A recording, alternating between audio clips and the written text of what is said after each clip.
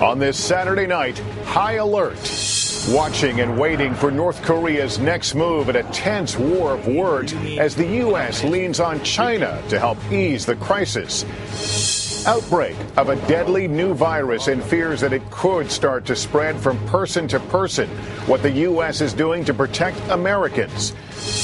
The dangerous game known as celebrity swatting. 2 new episodes that force SWAT teams to respond to phony threats. Flashpoint. The growing controversy over a new way to make guns. Just about anyone can do it with computer programs and a 3D printer.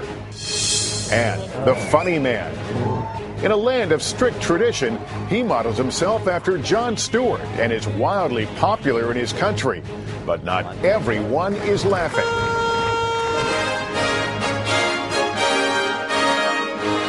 From NBC News World Headquarters in New York, this is NBC Nightly News with Lester Holt. Good evening. Tonight, North Korea is rallying its citizens onto a war footing amid a barrage of threats against the U.S. and South Korea. Right now, U.S. officials with one eye warily trained on the North's military movements appear to be searching for a diplomatic way to dial back the tension. North Korea has a long history of lashing out at the West, but its new leader, angered by UN sanctions over its nuclear weapons and by joint U.S.-South Korea military exercises, has taken things to a dangerous new level.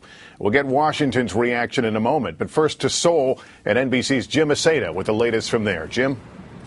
Hi, Lester. It seemed like every day this week North Korea took another step towards war, but today the peninsula was strangely quiet, as if both sides were taking a breather and wondering what to do next. Kim Jong-un, the man who idolizes Michael Jordan and collects Nike sneakers, is showing the world he can lead his nation to war as well. Once again, North Korean state TV filled its airwaves with Kim, the supreme leader, appearing before adoring crowds of soldiers and citizens, at times honing his own shooting skills, and on one occasion telling his people they must guarantee the quality of their weapons to ensure a preemptive attack on the enemy. After weeks of ramping up tensions, the two Korean nations seemed on a knife's edge. The North with at least 2 missiles locked on their launchers, capable of hitting U.S. targets as far away as Guam, but yet to be truly tested. While from the air and the sea, U.S. and South Korean forces track the North's every move. The border dividing them has been closed for days, leaving South Korean tourists unable to cross and fearing how things may turn out. I feel so worried, she says, and my children do as well. But just as this war of words risked becoming a real battle, the U.S. and North Korea seemed to step back from the brink.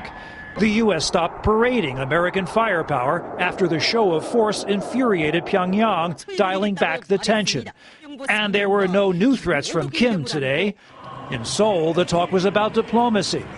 With Secretary of State John Kerry looking for answers on a visit next week, some American analysts say there's a window of opportunity to deal with the young North Korean dictator. He's a kid. We need to get to know who he is, and we need to, through dialogue and engagement, change him to some extent if we have to. That is, if we don't go to war with him first. It seems very likely now that in the days ahead, North Korea will fire those 2 mid-range missiles, most probably as a test, not as an attack. But that will spike emotions and tension across the region once again. Lester? Jim Aseda for us in Seoul tonight. Jim, thanks.